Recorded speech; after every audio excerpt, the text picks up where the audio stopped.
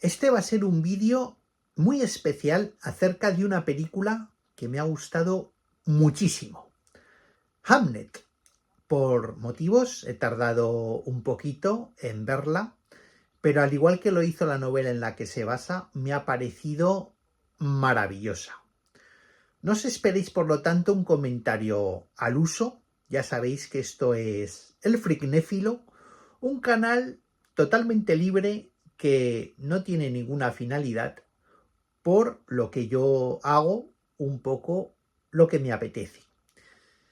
Antes de comenzar, sí que tengo a bien advertir que a lo largo del comentario desvelaré algunos acontecimientos importantes de la trama, tanto de la película, por si no la habéis visto, como de la novela, por si no la habéis leído. Vamos allá. Hay algo misterioso en el acto de leer y, por supuesto, en el acto de escribir. En su maravilloso ensayo, Una historia de la lectura, Alberto Mangel da una visión mágica de connotaciones casi esotéricas del libro. A lo largo de la historia del arte nos encontramos con un buen número de cuadros de una atmósfera muy inquietante, donde vemos personas de diferentes edades concentradas en el papel escrito que tienen frente a sí. El mismo Stephen King equiparaba el acto de leer y de escribir con los poderes de los mediums, personas capaces de conversar con quienes ya no están aquí. Tal y como decía también nuestro Francisco de Quevedo, cuando unos 300 años antes afirmaba que él tan solo se hablaba con quienes ya estaban muertos, venerando a los grandes clásicos desaparecidos, cuyas voces todavía podían oírse, obviamente, a través de las páginas de los libros que habían escrito. Así las cosas, Hamnet es una película que nos habla del más allá, mezclando sabiamente brujería y literatura, basada en la no menos maravillosa, como os he dicho al principio, novela de Mary O'Farrell, novela maravillosa, en la que ambos elementos ya estaban presentes. La directora Chloe Zhao ha trasladado en imágenes un guión estupendo en el que la propia novelista ha colaborado, contribuyendo a que el resultado final sea una versión fidedigna de lo expresado en sus páginas. Desde un principio, la cámara de Chloe Zhao integra en la puesta en escena los elementos telúricos propios del mundo de la hechicería, plasmando la relación mágica entre Agnes y la naturaleza, configurando escenas de una enorme fuerza plástica, como por ejemplo el alumbramiento en el bosque de su primera hija, Susanne. Al igual que ocurre en la novela, la película establece una clara dicotomía entre lo integrado y lo marginado, por lo que resulta perfectamente plausible que una bruja se enamore de un escritor. Esta es la historia de dos marginales, un escritor que curiosamente acabará siendo nada más y nada menos que William Shakespeare. Pero no es esta ni una novela ni una película que hable desde la perspectiva del autor ya consagrado, sino que, como os digo, centra su atención en la lucha del escritor sensible contra un entorno rudo que lo margina, un entorno iletrado donde todo aquello que huela a creación artística es tan susceptible de condena como un conjuro mágico. El Shakespeare que aquí se nos dibuja, magníficamente interpretado por Paul Mescal, no es el empresario triunfante del The Globe, londinense, que ya sabéis que fue su teatro, sino que es el profesor particular de latín, despreciado por su entorno más inmediato, dada su afición a las artes y a las letras.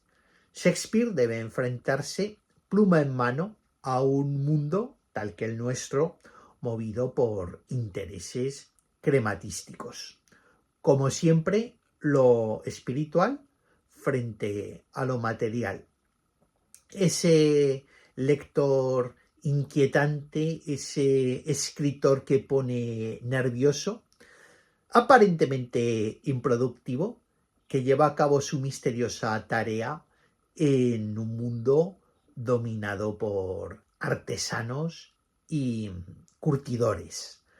Hamlet plasma maravillosamente esa tensión constante que siempre ha existido y siempre existirá entre lo tangible y lo intangible, entre lo productivo y lo improductivo, o lo que parece improductivo, lo útil y lo inútil, o lo que parece inútil. Si bien en ese final magistral, uno de los más poderosos del cine de los últimos años, el mundo de lo sensible se impondrá al mundo de lo material. El escritor vencerá al curtidor, el intelectual batirá al artesano. Hamlet es además una historia de amor familiar, en la que debe superarse un hecho trágico, un hecho irreversible, el de la muerte de ese hijo que, heredero de los mágicos poderes de sus progenitores, es capaz, en una escena maravillosa, de salvar a su querida hermana de una enfermedad incurable, haciendo un pacto nada más y nada menos que con la muerte. Su madre, Agnes, soberbia interpretación, por cierto, de Jessica Buckley, ausente su marido, William Shakespeare, se verá incapaz de evitar el trágico final que supondrá la crisis matrimonial. Solo en la escena final, esa sonrisa de Agnes contemplando la obra maestra de su marido, Hamlet, en el The Globe londinense, nos revelará que la literatura ha obrado lo imposible: otorgar la inmortalidad al hijo fallecido, que vivirá para siempre a través de la página, a través de la ficción. Es aquí cuando Agnes, con esa sonrisa, realmente nos revela que se ha dado cuenta de que su marido es un tan poderoso brujo que es capaz, pues, de devolverle, ¿no?, la vida, de labrar, ¿no?, la inmortalidad para su hijo. Hamlet, de alguna manera, es un tremendo conjuro mágico. Para cualquier amante tanto del teatro como de la obra de William Shakespeare, la última escena de esta película es antológica, con ese príncipe Hamlet recitando su más célebre monólogo sentado en el proscenio, y con esa multitud que, acompañando a Agnes, utiliza sus manos para transformar el hecho teatral en una ceremonia religiosa, un acto litúrgico de trascendencia sobrenatural.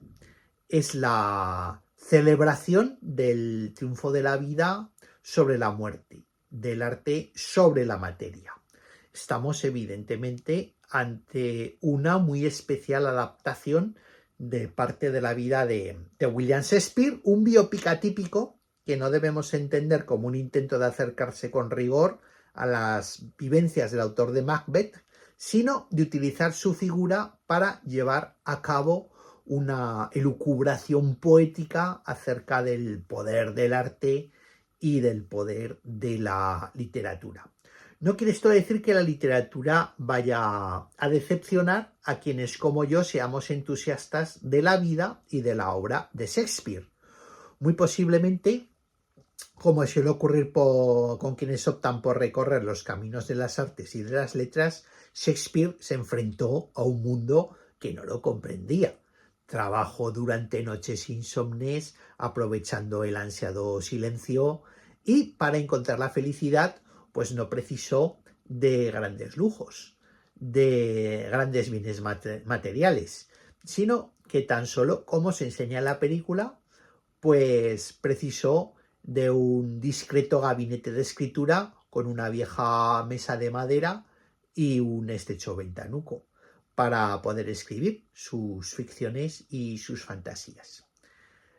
El aficionado a Shakespeare encontrará además, tanto en la película como en la novela, referencias obvias a Romeo y Julieta, por ejemplo, la relación juvenil entre Agnes y Shakespeare, referencias a Macbeth, a El sueño de una noche de verano, por todo ese gusto que hay en la novela y en la película por lo telúrico, por lo hechiceril, referencias por supuesto al rey Lear, el dolor parental extremo por la pérdida de un hijo, evoca la tragedia de Lear y de Cordelia, y por supuesto referencias a Hamlet, extraordinaria por ejemplo la escena en la que Paul Mescal a orillas del Támesis, junto a la zona en la que se construyó The Globe, recita el famoso monólogo del ser o no ser. Pero sobre todo el aficionado al teatro de Shakespeare disfrutará enormemente, tal y como yo lo hice, con la escena final de la película, donde se visualiza perfectamente The Globe y donde asistimos además a través de la pantalla de cine a una representación propia del teatro isabelino de la época. Yo estuve hace algunos años visitando este célebre teatro porque siempre me ha gustado mucho todo lo relacionado con los teatros de aquel entonces. Y me ha gustado mucho también todo lo relacionado con las diferencias que hay entre el teatro inglés, el teatro francés y por supuesto el teatro español y bueno, nuestros maravillosos corrales de comedias. Y me pareció muy emocionante cómo Chloe Zhao recrea una representación de Hamlet en tan significativo entorno.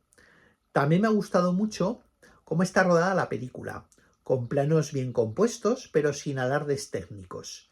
La cámara apenas se mueve, hay una expresividad que surge de la contención, que surge de la sobriedad, sin subrayados innecesarios, es todo muy teatral, que tan solo se apoya en el uso de la luz, estupenda la fotografía de Lucas Zal, y en una banda sonora compuesta por Max Richter, que es una preciosidad de banda sonora. Por cierto, qué bien que está también el joven actor, creo que se llama Noah Yup, que hace de Hamlet en la representación final de la película. Antes de concluir con este comentario, que espero que os haya gustado, un par de reflexiones al hilo del discurso. En primer lugar, deciros que mientras estaba viendo la película me venía a la cabeza una definición que José María Latorre dio de cierto tipo de películas en uno de los capítulos de su libro, El cine fantástico, un capítulo que se titulaba No es género, pero es fantástico. En este capítulo, José María Latorre hablaba de un tipo de películas que, sin pertenecer abiertamente al género fantástico, utilizaban una serie de recursos que las relacionaban claramente con el susodicho género. Si no me falla la memoria, José María Latorre hablaba del Satiricón de Federico Fellini, hablaba el año pasado en Marienbad de Blow Up, de Picnic en Hanging Rock, y no recuerdo bien si incluía también el Blue Velvet de David Lynch. No me acuerdo porque no me acuerdo si el libro es anterior o posterior al Blue Velvet de Lynch. Pero sin duda, por todo lo que os he comentado al comienzo del libro, Hamlet pertenecería por derecho propio a ese tipo de películas que son y al mismo tiempo no son fantásticas, que vienen a demostrar la permeabilidad del género. Y bueno, en segundo lugar, y ya para concluir, seguir animando a nuestros cineastas españoles a que, al igual que lo hacen los anglosajones, potencien a nuestros grandes clásicos literarios. De acuerdo que tras Hamlet está Steven Spielberg como productor y que obviamente pues todo el tema de los Oscar hace que la película tenga una publicidad más que notoria. Pero nosotros seguimos teniendo a Miguel de Cervantes, a Lope de Vega, a Calderón de la Barca, a Tirso de Molina, por citar solo algunos de nuestros célebres autores. Recientemente hicimos El cautivo de Alejandro Amenábar, de la que tenéis un amplio vídeo comentario en este canal, pero creo que hay que seguir potenciando a través del cine el gusto por nuestros grandes autores, ya se adapten o no, con menor o mayor rigor a la verdad histórica. Eso es lo de menos para hacer grandes películas. Hamlet, no os la perdáis. Por cierto, creo que ahora mismo es mi favorita para los Oscar, por encima de Marty Supreme, por encima de Una batalla tras otra, e incluso por encima de Los pecadores, que yo creo que hasta ahora era mi favorita. Veremos lo que ocurre. Ahí está la cosa. Aunque los porcentajes, los estudiosos de esto de los Oscar y tal, no la dan como favorita. De todas formas, realmente me gustan muchísimo estas películas, estas 4 películas, ¿vale? También me daría un poco igual que gane una o que gane otra. Lo dicho, no os perdáis Hamlet y no os perdéis tampoco la novela, una novela extraordinaria. Muchísimas gracias.